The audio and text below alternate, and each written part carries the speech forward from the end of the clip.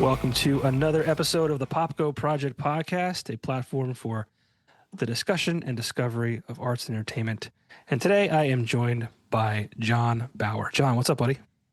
Not too much. Thanks for having me. I appreciate it. Absolutely. I ran into you by complete accident a few weeks back. We were at the Creekside Inn, I believe it was, in Yeah. Tunkhannock. My first time there. My first experience being there.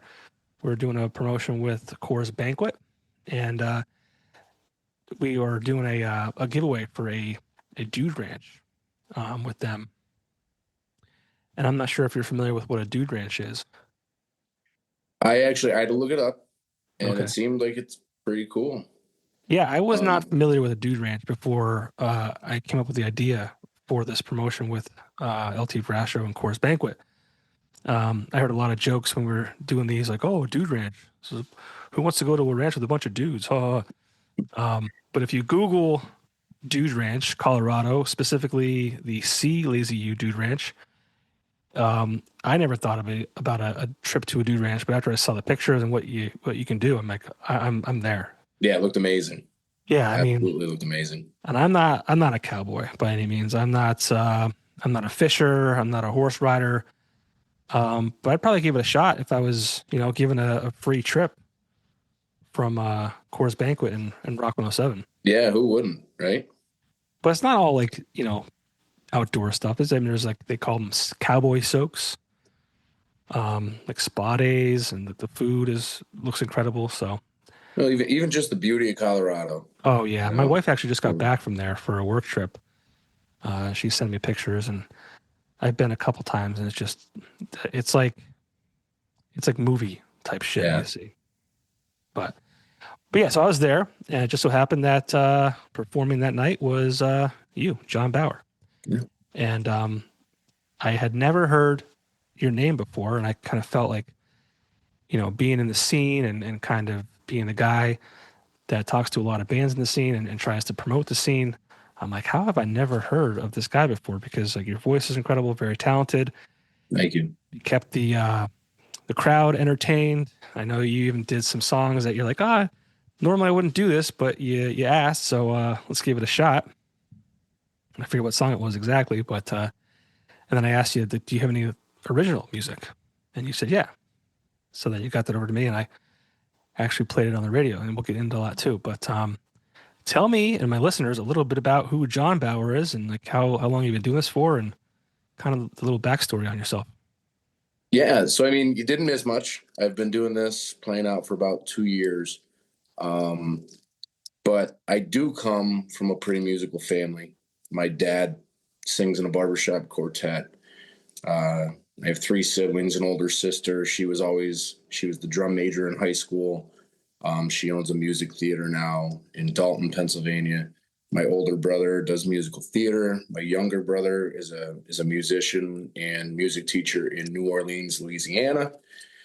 And I have gotten into guitar and singing and stuff like that the last couple of years.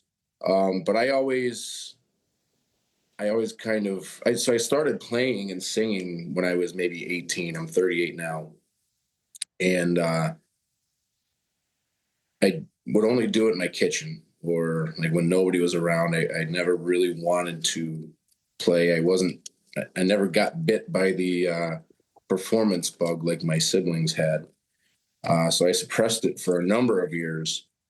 And occasionally at a party here or there, if somebody was playing guitar, I would say, hey, I'll play a song. And I would shake like a leaf and play a song. And then I would immediately get rid of the guitar.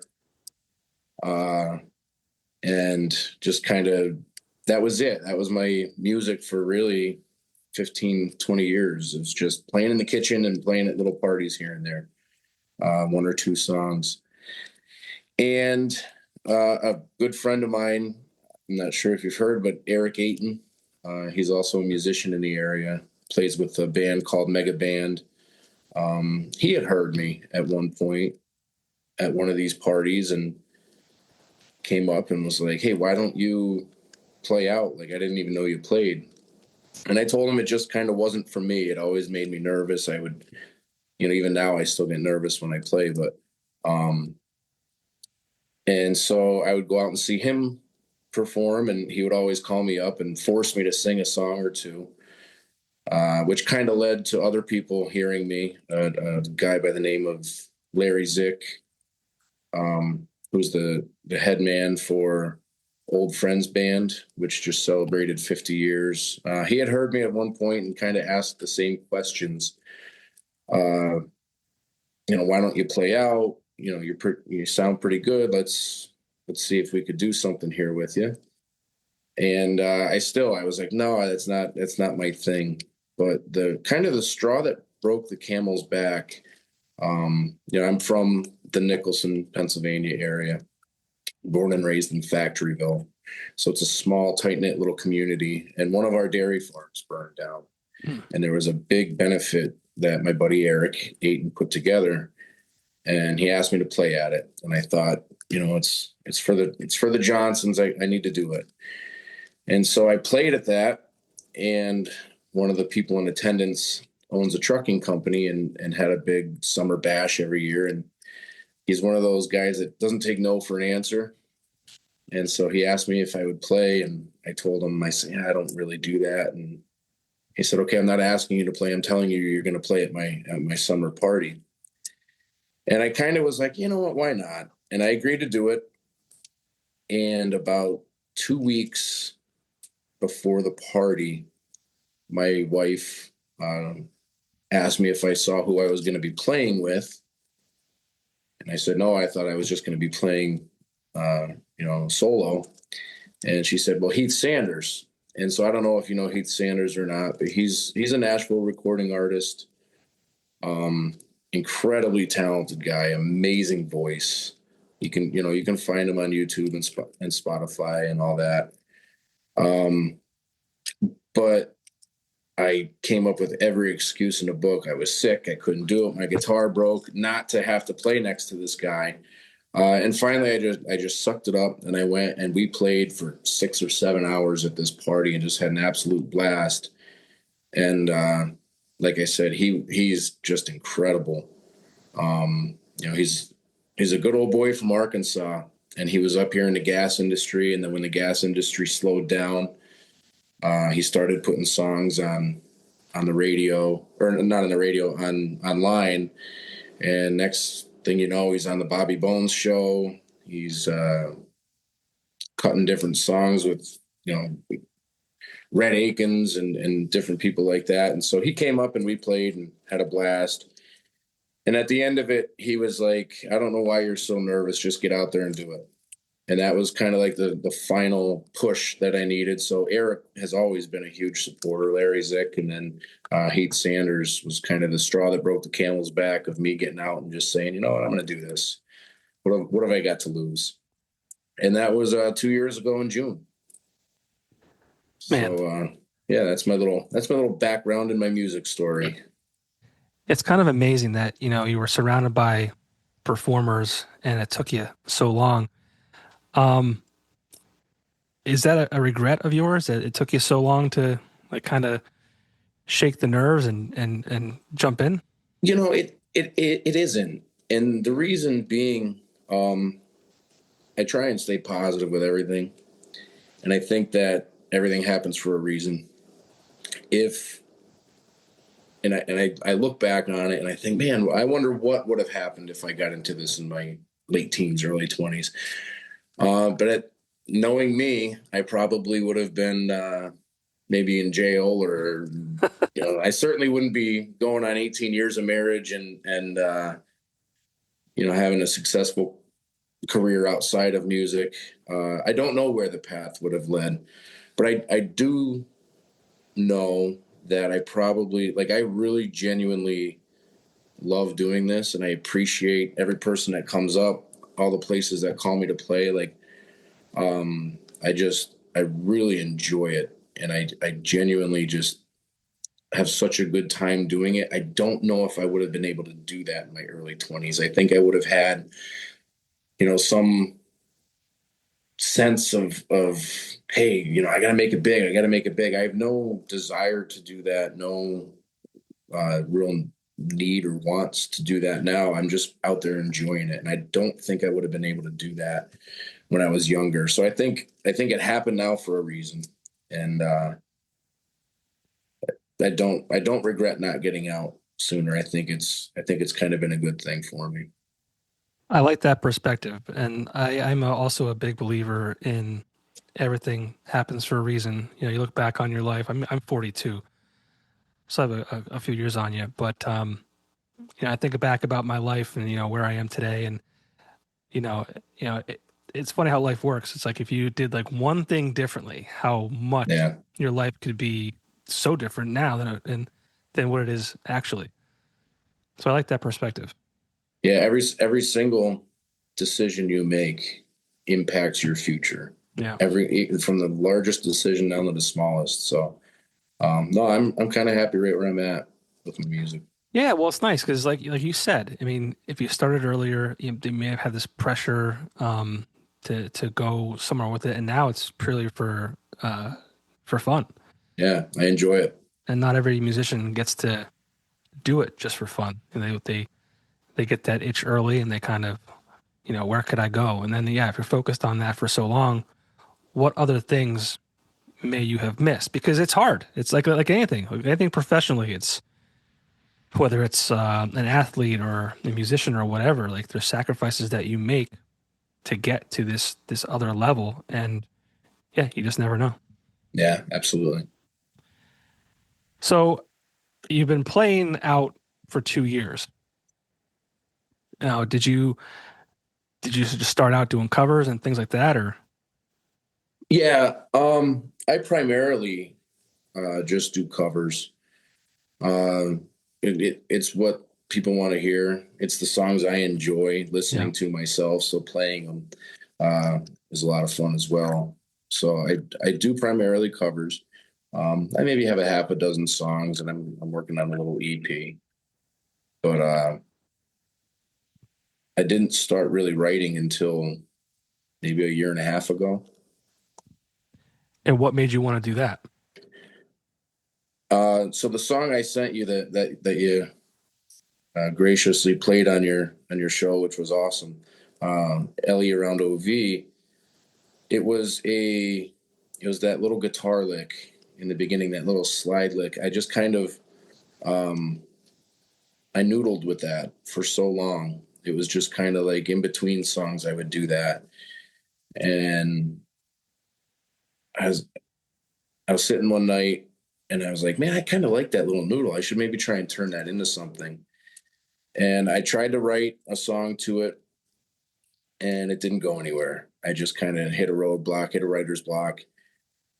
And then one day, that song, the lyrics to it, I wrote in probably 15 minutes. The pen just started going, and it was weird. It was I remember watching with Towns Van Zant describing how he wrote Poncho and Lefty, and he said he didn't write it; he just held the pen. And I really truly feel like that's exactly what happened to me with that song. It just kind of came out because I was noodling with that little lick, that little guitar lick, and then the song just came out of nowhere. Other songs I've put more thought into, more kind of sat down with an idea in mind and went with it. But that song just kind of came out. Can we talk more about that song? We were texting back and forth, uh, and I wanted to make sure that I had the title of the song correct when I spoke about it. And I still, I'm like, maybe I'm just not grasping it via text. But you got it across to me, so I said it correctly. But talk to me about the title because it's strange, and I'm not saying that in a negative way. It's just it's different, and I'm trying to kind of understand where you're coming from with that song title, and then talk about the song itself too, and Yeah, the absolutely. lyrical content behind it. Um, so the title is actually the last thing I came up with. So I wrote the lyrics. I had the guitar lick. Sat down one day, wrote the lyrics, and I'm like, what do I call this? And as you listen to the song, it's somewhat cryptic. I never really uh, say what I'm talking about until the very end. So it's a song about love and all the different ways that love can present itself. Um, and I just was like, I don't know, the whole song is somewhat cryptic until the end. I might as well make the title cryptic as well. So LE around OV. So if you put LE on each side of OV, it's love. So you know, I have no idea. I don't. I really don't know where any of it came from. That makes more Uh, sense to me now. Okay. yeah, but that was the thought process behind it. So the guitar part of it was a noodle. Um, the lyrics just kind of came out onto the paper one day, and the title is something that I actually sat down and thought about. What do I call this? How does it? What makes sense?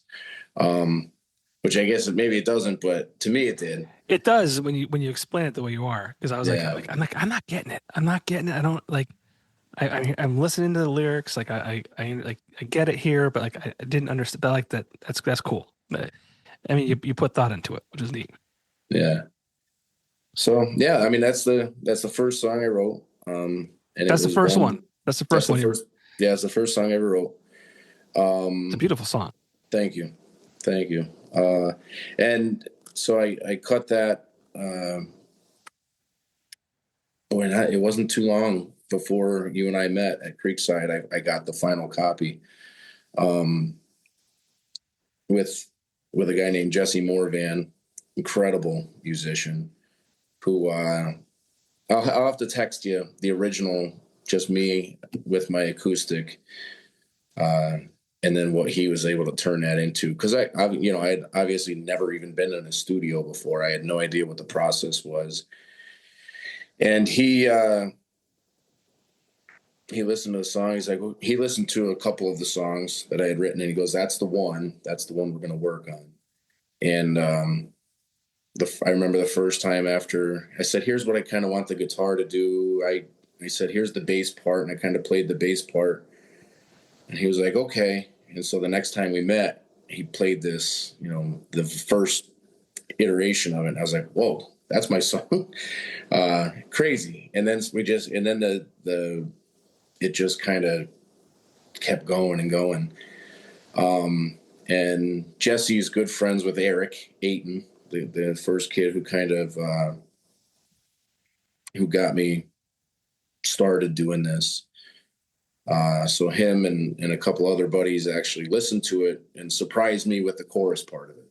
So when I listened to that, I was like, man, that's awesome. That's so cool. Um, so it was kind of a group of us that made it happen and made it sound the way it sounds today. And it was just a lot of fun. The whole process was a lot of fun. Yeah, I always find that like kind of fascinating. I'm not a musician myself. I couldn't even play a single note on any instrument. But I talked to a lot of musicians, and like that's like the coolest part when heading into a studio or working with producers and kind of, all right, here's what I have. Here's like the foundation of it, and then collaborating with those individuals, and then you see what you started with, and then the final product, and it's like, wow, like Yeah. what a transformation. Yeah. And especially when you're dealing with I mean, Jesse's an incredible musician. So the ideas that he has and just the subtle things that he did blew my mind. And he just sits there and he's moving levers and pushing buttons, and it's well beyond anything I'm capable of. But just he had such great vision for it and was able to take my really poor description of what I was looking for and turn it into exactly what I wanted. So um, it was amazing. It was a really cool process, and I can't wait to do more with them. Yeah, what was that like for your first time? You kind of touched a little bit on it, but like as a newer musician, this is like your first attempt at writing a song. What was that like? Like, start to It finish? Yeah, so thankfully Jesse just kept things really super relaxed, and so met up. We did a couple scratch songs, or a couple scratch copies of songs, just kind of laying them out there, seeing what we have, and then it's a repetitive. Hey, we're gonna play the guitar part 4 or 5 times.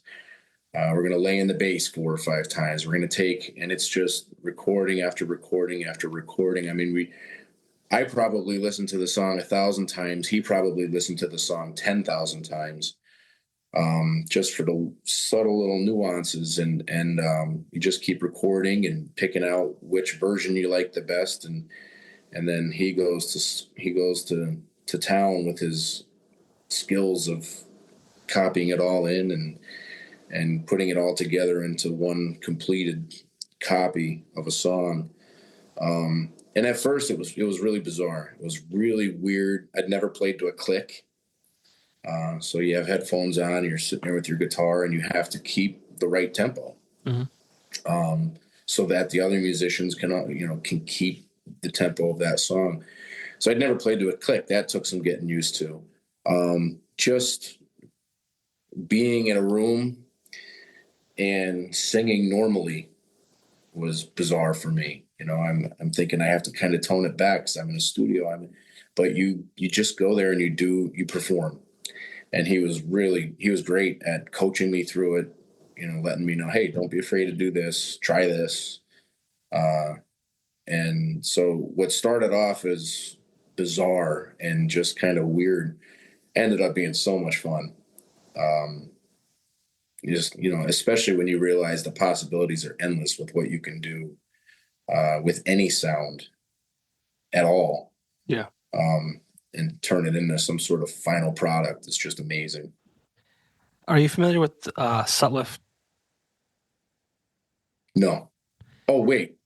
The musician? Yes. Um, Local guy, like Knoxon area, I believe, or no. Shikshinny. Mm-mm. I don't believe so. I talked to him and he was talking about like he just released a new album too. His first one was incredible. I called him the Oliver Anthony of northeastern Pennsylvania. He wrote a song called Shikshinny right around the time that Oliver Anthony dropped that massive hit. Probably 2 years ago now.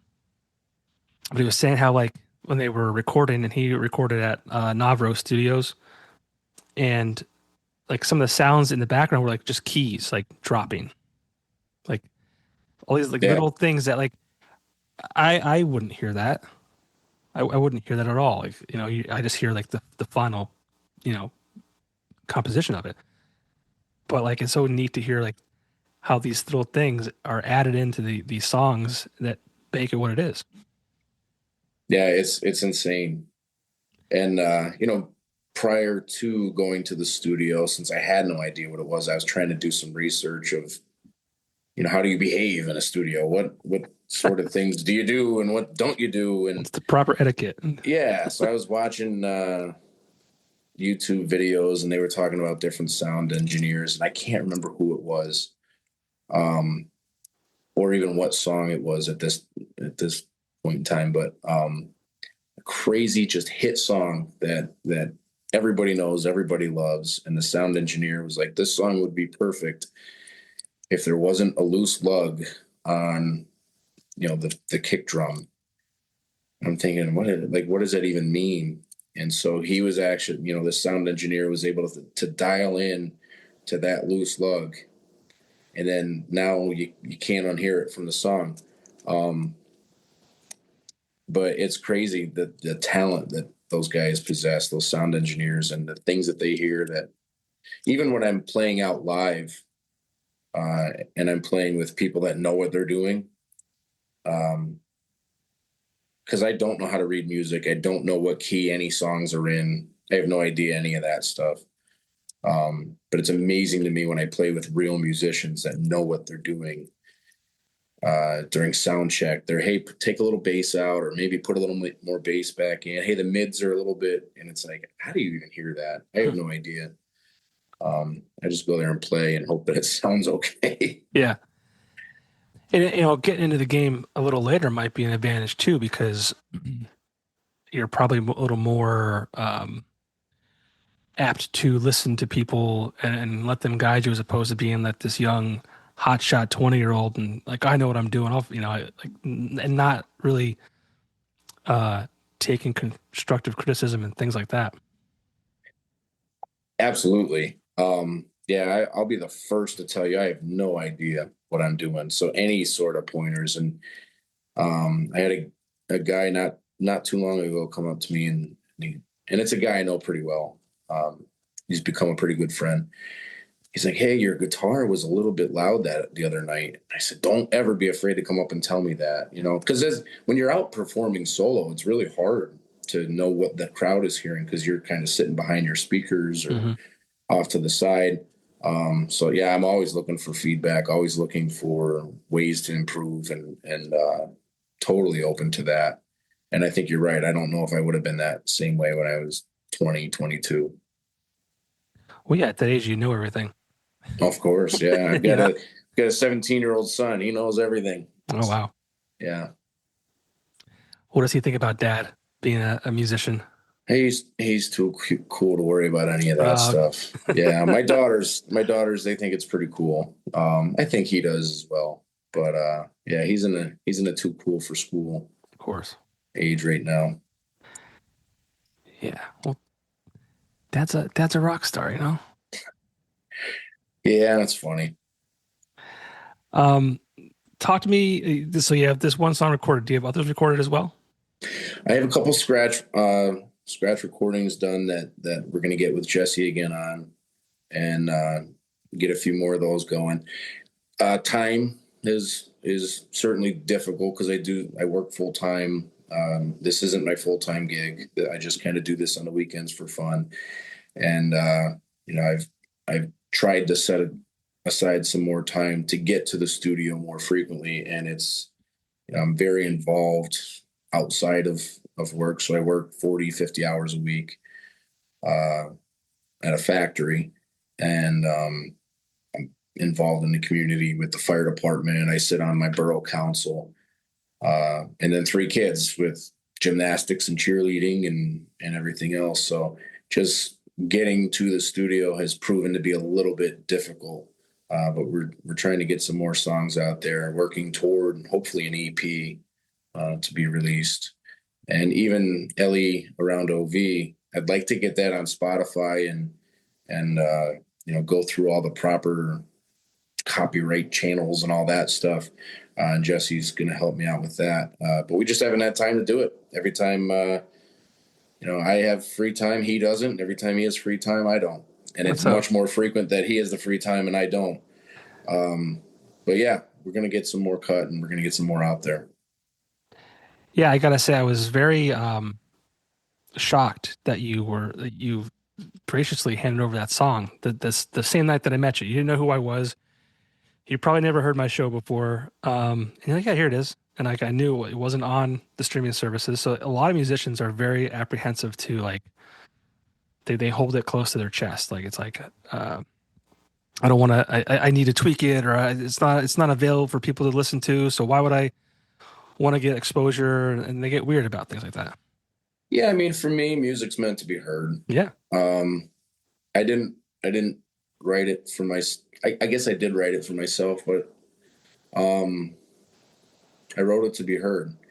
And but if you take it and run with it, and then best of luck to you, or if somebody hears it and says, "Hey, I'm going to cut that," and I know who wrote it. I know uh, the story behind the song and all that. So I try not to get too caught up in the small things like that. Just put the song out there, let it be heard, and whatever's meant to happen will happen. And that might be an age thing too. Just you kind of understand that. You're not overthinking it, I guess you could say. Yeah. Well, that night that I met you too, I saw a poster you had when you were performing.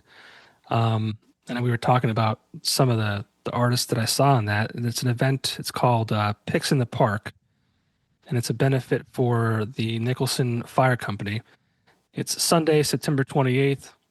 Um, Talk a little bit about that event because I mean, real quick, yourself is playing Shane Fabiani, who I met a week after I saw you. He was at the Honky Tonk, another, just random by chance meeting, and he's great too. Fantastic. Yeah, Yeah, he great was guy. playing. I'm not really a huge country fan, and I probably should have like given you the floor to talk about. Like, I mean, you're kind of a country artist. That's safe to say, right? Yeah. Oh, Yeah. absolutely. Yeah. But he was playing songs that like I had never heard of before, and just the way like, his rendition of it, I thought was like awesome. And I'm sitting there googling it after the fact and looking it up online. Is that the 17-year-old? Yeah, he's home from work. Nice. But so yeah, I searched a couple of songs that he played. And I actually like country music to a degree, but yeah. So I saw him, Shane Fabiani, Mike Elward. He's been on the show before. Um, Jimmy Stranger. He's been on the show as well before. Uh, Jace Matthews Band, who I just had the pleasure of meeting last Thursday at the Steamtown Music Awards. Mega Band, who you mentioned before, and the Mason Dixon Band. So talk to me about this event. Again, it's called Picks in the Park, Sunday, September 28th. What's that all about? Yeah, so it's a kind of a second annual thing. Um, Last year we did just a small gathering in downtown Nicholson, which is the town I live in now.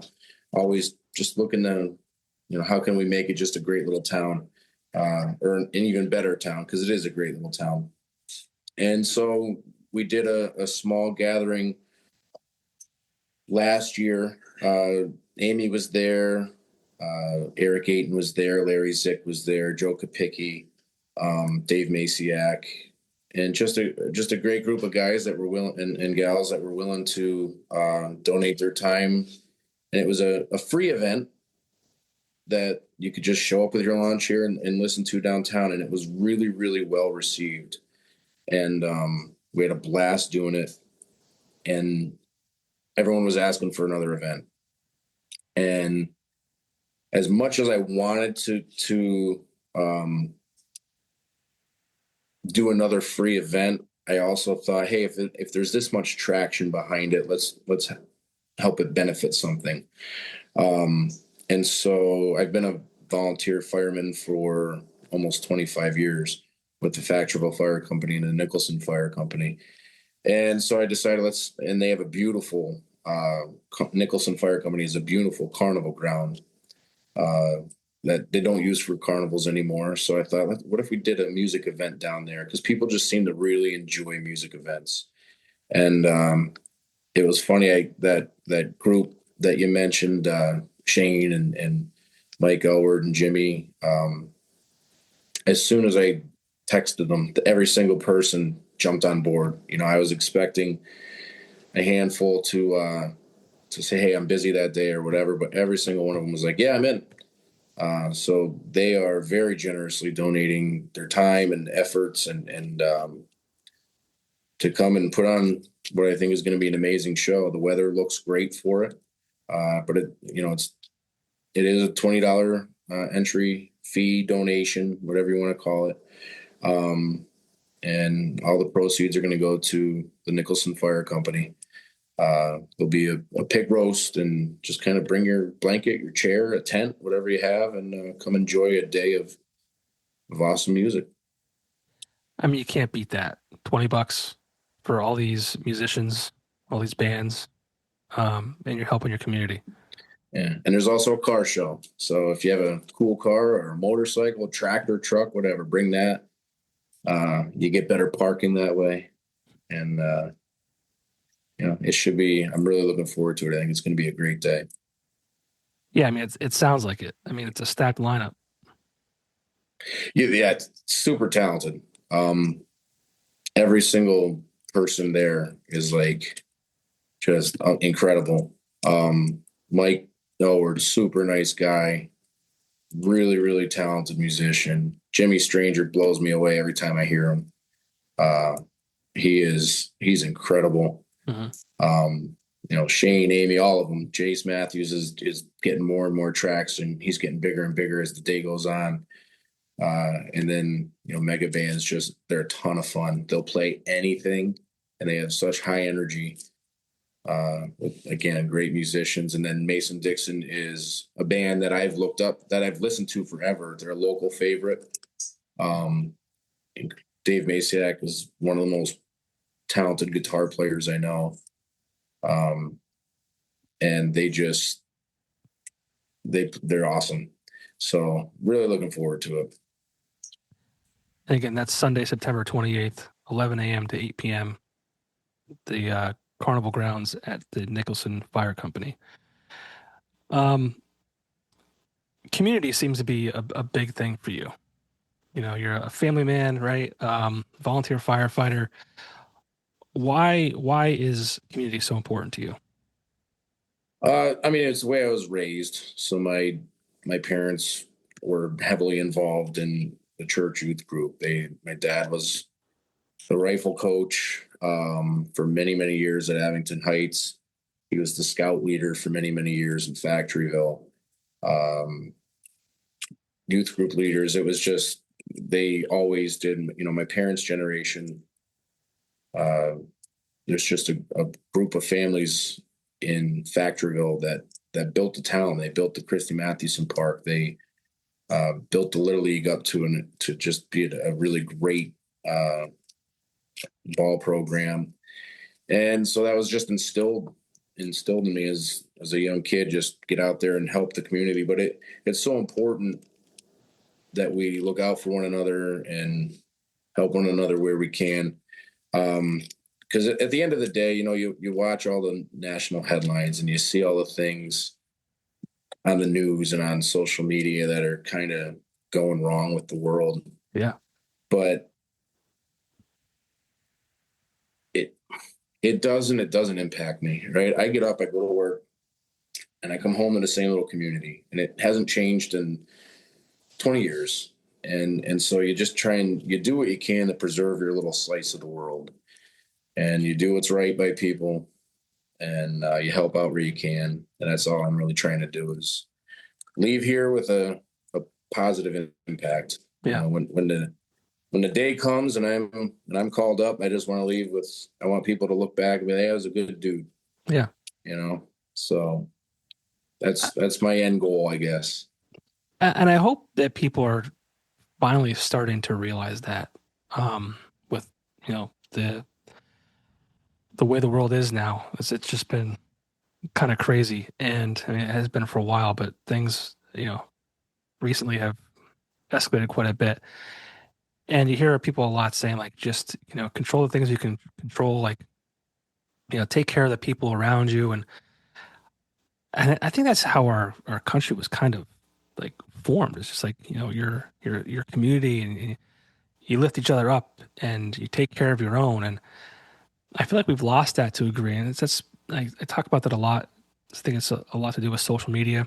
I don't think we're meant to have access to millions of people, people we don't know or don't care Yeah. about. Like, it's just kind of crazy. So it's cool to hear you talk about how important the community is to you, making a lasting impact. And you talk about being a volunteer firefighter. I feel like that is a lost or a dying breed to a degree. Absolutely. Um, in fact, I'll have to get with you after this. We're doing another thing with Coors Banquet. It's called Beyond the Call, kind of stories from our first responders, kind of talking to people about what they do, why they do it, why it's important, and why people should want to get involved. Because I mean, these are the people serving our community, and the funding gets it's hard to get. It's hard to find volunteers, especially, and it's definitely a struggling part of our society. Yeah. It's a scary part actually, when you're in it and you see it. Um, the volunteers everywhere, through little leagues and scouts and church and everything. Volunteers are down. Um, but I don't know, if you lose the volunteers for the little league, the team goes away, and the the kids that want to play can go to a different town or whatever. If you lose the volunteers for the fire service, and we are rapidly, and I think for multiple reasons, but you lose that, now people are losing their homes or their lives, and it's scary. The Factorville Fire Company ambulance just shut its doors, so there's no ambulance there anymore. And an ambulance service was provided over 60 years out of that firehouse. But a lack of volunteers and a lack of funding and compensation for the services provided have ultimately led to its demise. So, for the first time in 60 plus years, uh, you're waiting a while for an ambulance out where we live here, Factorville, Nicholson, Clinton Township. So it's scary. It is scary. It's not gone. It's not completely defunct in terms of the service as a whole, but it's getting there. But it can be revived, I think. But I think people just have so much in their lives, so much consuming their time. As I said before, trying to get to the studio is tough for me, because there's just so much going on, to where maybe we need a break. I don't want to see COVID come back around or anything, but the break that we got then was kind of nice. The reset was nice. I'd like to see another reset, but not that way. Right. Of course. Yeah. Yeah. I just talked to my mom last night. As a matter of fact, like I said to her, I said, I don't remember being as busy as as a kid as my kids are. Um, and as a parent, like I didn't want to discredit her or my father, but I just felt like I can't imagine them being as busy then as we are now. And maybe they were. I don't know. I was a kid, but it's just a different world. Yeah, no, I agree. I don't think we were really as busy as the kids are now. Always something going on, something to do, and then constant stimulation from every direction: phones, iPads, TV, you name it. It's just there's constant stimulation, constant run, run, run. Um, and I don't think enough just slowing down and soaking it up, Yeah. taking in the moments. What do you think could be done? I don't want to lose sight of what we're talking about with the volunteer, services, because it is a problem and it's kind of scary. Why do you think, and at the end of this, we talk about music here a lot, but like, I like to use this as a platform to talk about, other real life situations. What do you think has happened outside of lack of time? Is it lack of interest? Is it lack of knowledge? What do you think is happening? Boy, I wish I knew. I wish I knew. That's kind of the question everyone's been asking. It's a multi-layered issue. Um, to put my finger on any one thing is really difficult. I really think, time is a big thing. Uh, but now through different legislation and litigation, years ago you showed up, you did what you knew, and a lot of people did it really well and knew a lot. But you did what you could and you went home. Now, because of things that have happened and because of different events, there's training and requirements and all sorts of things that just take more and more and more time. And then not only are you responding to calls at whatever time of day, but you're going to training classes. Tuesday night I was at a pump training class. Last night we went and watered the football field for the local high school because It's so hard. It's been so dry that the field is hard and has actually become somewhat unsafe for the football team. Um,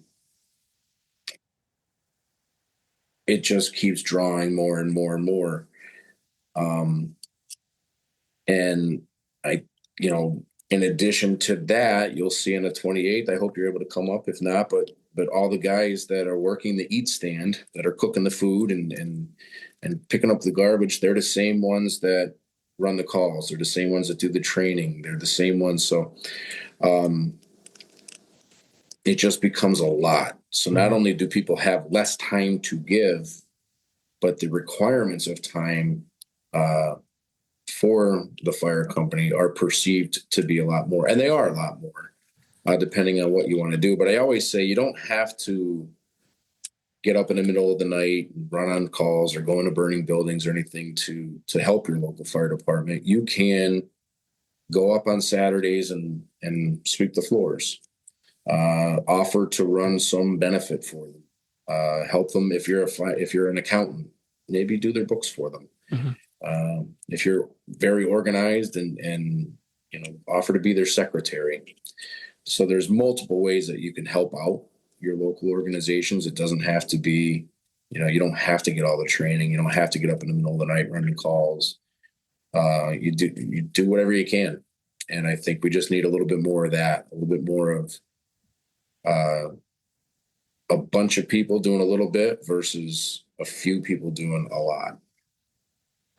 I'm excited for this Coors Banquet thing we're doing called Beyond the Call, because I hear what you're saying, and I don't think enough people understand the situation that it's in, and also how quote unquote easy it is to help. And I don't think people understand, like, you said you were watering the football field. I think people just think that just happens, or like a sprinkler system pops up and it's taken care of. They don't Some realize, places it does. sure, yeah, of course, Yeah. but like not every city or community has those types of things. So it's interesting to hear you say that this is stuff that you're doing that I don't think people understand or know about, and it's not their fault. They just, you don't know what you don't know. Yeah, exactly. There's just so much to everything, Yeah. right? It's fun. I really enjoy getting into the weeds on different things and how it works and what goes into it. And there's so much more to everything in our lives than we realize. So if we could just impact it just a little bit and be a positive influence, it goes a long way. Yeah. And that's why these benefit shows are so important too. Sadly I won't be able to make it. I'll be in Ocean City, Maryland that weekend. Well, I hope the weather's good. I hope so too. But I hope the event goes well too, because it's important. And I remember being a kid and going to all these events, the firehouse, parades and things like that. And there was a Memorial Day parade every year. And I did, as a kid, like, you just saw it as a parade. You didn't realize that all this stuff was like a fundraiser or like such an important part of like how things get done. Yeah. So very respectable thing that you do with your time, as a guy who's a dad and a full-time job, a husband, all that kind of stuff. It's just, and that goes to say, like, time is there's not a lot of it, but you're proof that someone who has a family, has a wife, has a job, can find time for what's important. Yeah. Yeah. So, well, it's the only thing you don't get back. So, yeah, and that's one of those things I don't think you realize until you have kids or you get old and maybe you get sick and you don't realize, man, like, I spent a lot of time doing stupid shit. Yeah.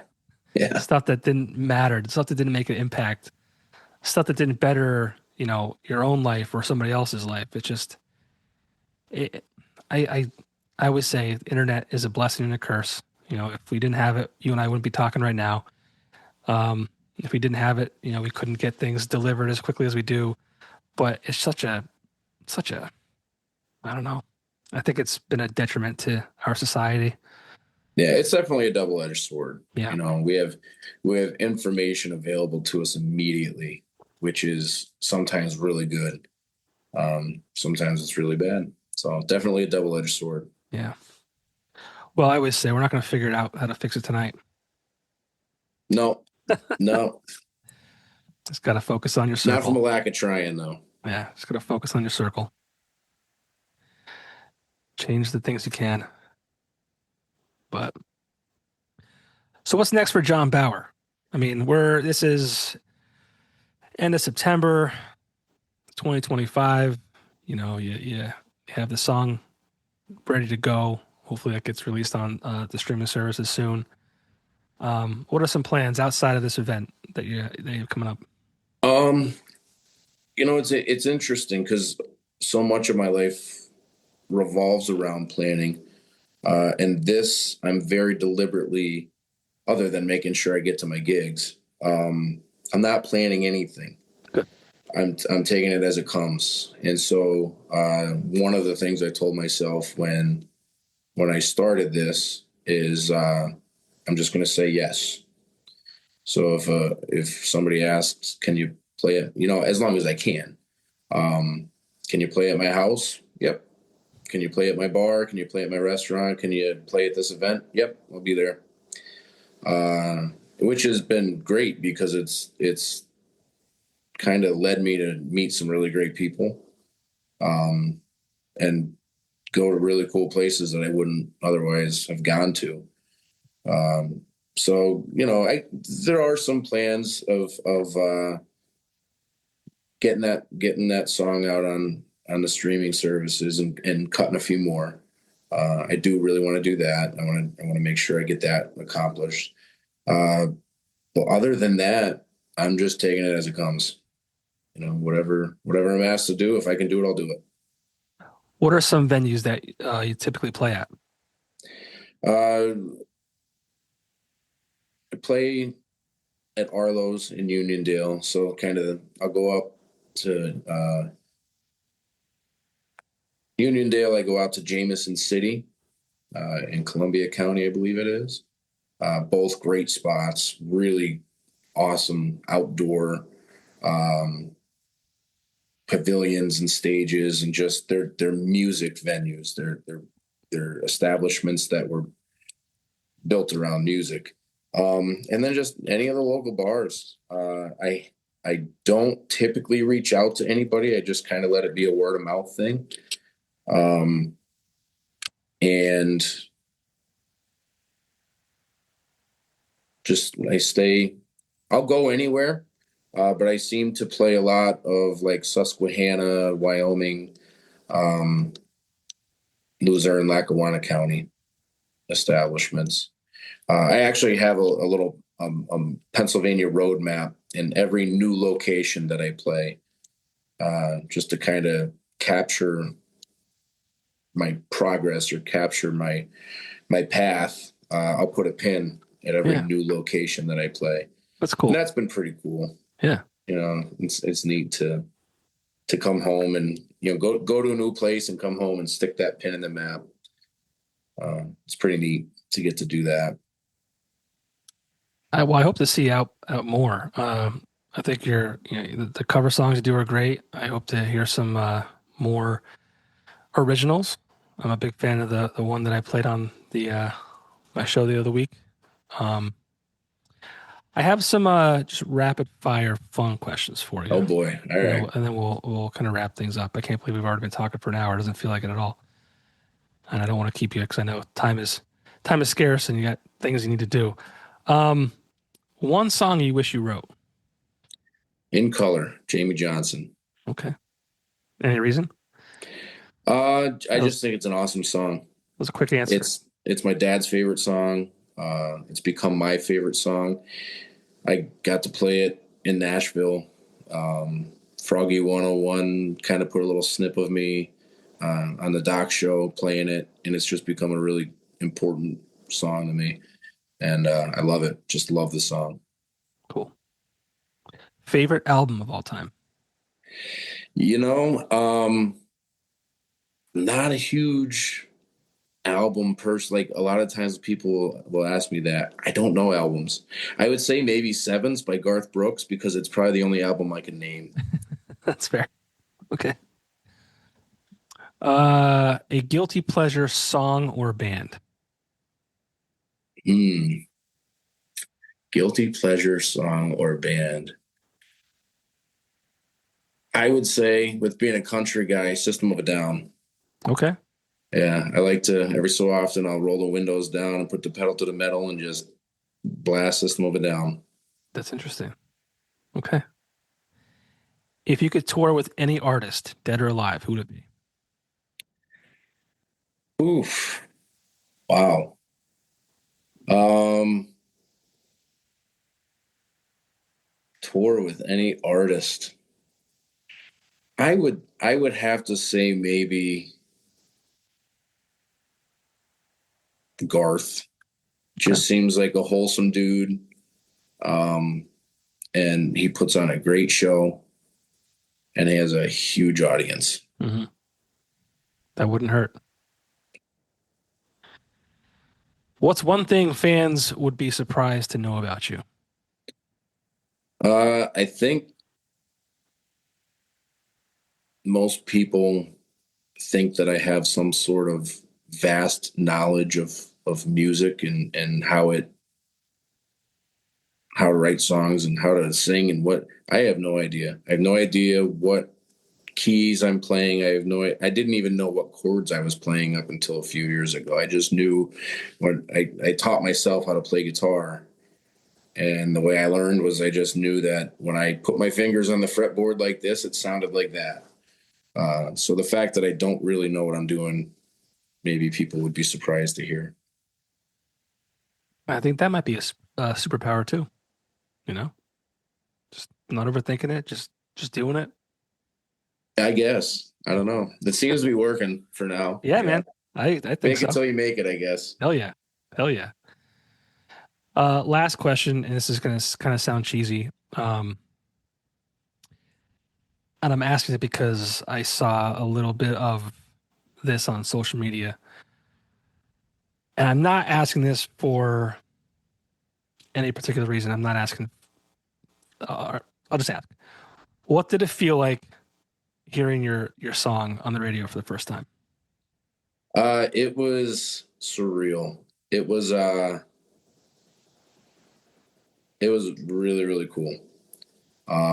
It happened to be my brother, my older brother, always throws a big Labor Day party every year. And you know, like I mentioned, my whole family is uh, musically talented, and so my little brother had a band playing there. He was in from New Orleans. They were playing with the band. The whole neighborhood comes. He lives down in West Wyoming, in a little place called Toy Town. So the whole neighborhood just comes and family was there, and they shut the band down and they turned the speakers up, and everyone was there. It was really cool. It was never thought something I thought would happen, uh, but it was just like a wow. That's me, you know. Yeah. Yeah, it's one of those, like I said, it's radio is a still a powerful medium, but I don't know if that was a Saturday or Sunday night that I featured your song. You know, it's not like there's a million people listening. Um, but I think there's something special about, and you're of the age too, where you probably grew up with radio. Oh yeah, Um, and I think it's just something special about it. You know, I'm not saying this from, my perspective and what I do. It's just that, a Spotify playlist or, it's so like, what's the word I'm looking for? Just there's no feel to that. There's zero. There's yeah. It's very impersonal. exactly, that's the word. Thank you. And like, to get a song on the radio and whether it be a guy like me who has no business being on the radio or whatever it might be, it's still like this cool thing that I think anyways that No, uh I agree. I mean, with Spotify, a song plays, and then the next song plays. and Yeah. then the next song plays. Whereas with radio, there's the local DJ that, you know, talks about the song, or maybe talks about the artist, or talks about an event in the area, and then there you're playing, and so it's definitely more personal, more down home. You know, I don't know how far the radio waves reach, but it's more a homey feeling. It's than, community. It's yeah. part of your community, and I think people are losing sight of that too, and how important your local radio station is, because those are the. I mean, it's much like a sponsor of a baseball team. Like, your local radio station is an outlet you use to promote a benefit, oftentimes for free. You know, we bring people in the studio and do interviews to help promote, like I said, the show you have coming up. Mhm. It's part of your community, and I think, you know, to have a song. Granted, it's not, like I said, it's not during the, you know, the daytime when, you know, the prime listenership is there, but, you know, someone has heard your song, they think it's good, and, you know, they decided to feature it, and that's one thing I pride myself on. There's not a lot of, or if any, there's not. Everything I play I think is really well done. I mean, I've had some stinkers sent my way that I just haven't played. And like, listen, I'm not Simon Cowell from American Idol or whatever show he's on now. Like, I'm not trying to be that, but there has to be a degree of quality to it. So I really appreciate it. I appreciate you playing the song. It was awesome. You know, it was. I saw the video and I was like, that, like, I don't get paid to do it. I'm not saying it to pat myself on the back. It's just something that I love to do. And I hope people listen. I hope they find their new favorite band in their local scene. That's why I do this. I like to, you know, get to know more about the artists and, you know, how they started and why they do it. And obviously you know, the background you talked about, you know, you're not a full-time musician. There's a lot more to your life. And there's a lot more important things that you're involved with outside of music that are honestly more important than music, you know? So that's why I do it. I hope more people do it as well. And like I said, just tune in and check it out. And Yeah, we do a good job with it. It was fun. like, yeah, that video was awesome. I was really happy to see that. I think your daughter was like, said Yeah, something my about, girl's like, with me. One was in my lap, and the other one was right next to me. And off, I think I know what video you're talking about. You know, off to the side were my two brothers. Yeah. You know, just sitting there. My parents were behind me, so it was cool. Cool moment. Well, any last words, John Bauer? Boy, I don't know. I mean, I do. I appreciate you having me on. I appreciate you playing my song. I hope to see you around, you know, at other events and at other shows. And, you know, best of luck to you with the podcast, with the radio show. And You have to look get forward to involved. whatever's coming. Yeah, you have to get involved next year with the Electric City Music Conference. It's a big event every I think it's the second week of September every year. You can apply to perform at them. I don't think it costs anything. I'm not sure. I could be wrong on that, but it's just a big 3-day event. The award ceremony is on Thursdays, and then the Friday and Saturday are different venues throughout Scranton, and it's just a great weekend. It's just a nice community, and it's a cool thing to be a part of. That's where I met Chase and some of those guys there. Yeah. Yeah, I saw some stuff online this past weekend about it. It seemed pretty cool. Yeah, it's fun. Enter one of those songs for Song of the Year or New Artist of the Year. Let's go, John Bauer. Hey, yeah, I guess whatever comes, right? Hell yeah. Whatever this turns into, I'm game. Yeah. Well, I think you had the right attitude. You know, just kind of let the cards fall how they may. Yep. So, well, it's been a pleasure. I'm so happy that we had that random meeting at the Creekside Inn in Tunkhannock, a place I would never go to. I didn't even know it existed. Yeah, it's a great spot, and It is. they always have really good music there. Yeah. They have a great group of musicians that circulate through there. So check it out. Yeah, I'm glad there's venues that are at least hosting bands because there's not a lot of places for people to play, and yeah, it's just a weird time for musicians. So keep at it, and hopefully I'll see you around. All right. Appreciate your time, Johnny. Thank you. Thank you. We'll see you.